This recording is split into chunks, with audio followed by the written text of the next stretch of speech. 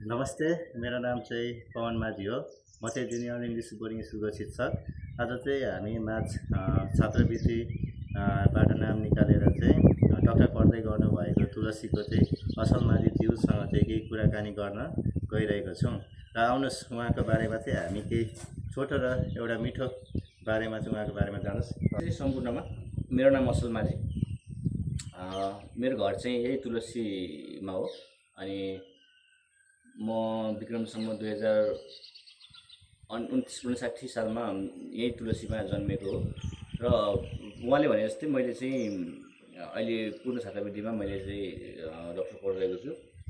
र यो पढ्नको लागि चाहिँ मलाई यो जेनरल बोर्डिङ स्कुलले चाहिँ मेरो लागि एकदमै निकै ठुलो भूमिका खेलेको छ। त्यसको लागि चाहिँ मैले अहिलेसम्म धन्यवाद दिन पाएको छैन। यही भिडियोको मार्फत म जेनरल बोर्डिङ स्कुललाई म एकदम धन्यवाद दिन चाहन्छु हृदयदेखि नै।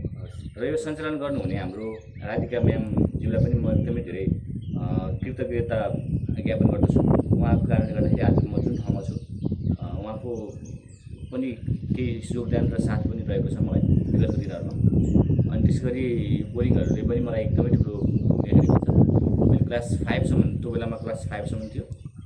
मैले क्लास 5सम्म नर्सरीदेखि क्लास 5सम्म मैले यही हाम्रो राधिका म्यामज्यूको बोर्डिङ स्कुलबाट मैले जेनरल बोर्डिङ स्कुलबाट मैले चाहिँ आफ्नो पढाइलाई निरन्तर दिएको थिएँ।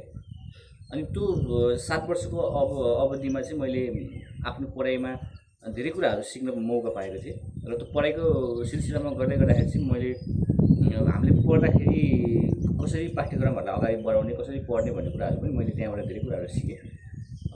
आज यस भिडियो बनाउनु हुने हाम्रो सर हुनुहुन्छ पवन सर। उहाँ पनि अहिले यही बोर्डिङकै शिक्षक हुनुहुन्छ। र उहाँ र म भन्नुपर्दा एउटै ब्याचको पनि हो। र आज मलाई गौरव लाग्छ उहाँ जुन बोर्डिङमा पढ्नुभएको, उहाँ उतै बोर्डिङमै फेरि एउटा शिक्षा दिइराख्नु भएको छ अरू विद्यार्थीहरूलाई।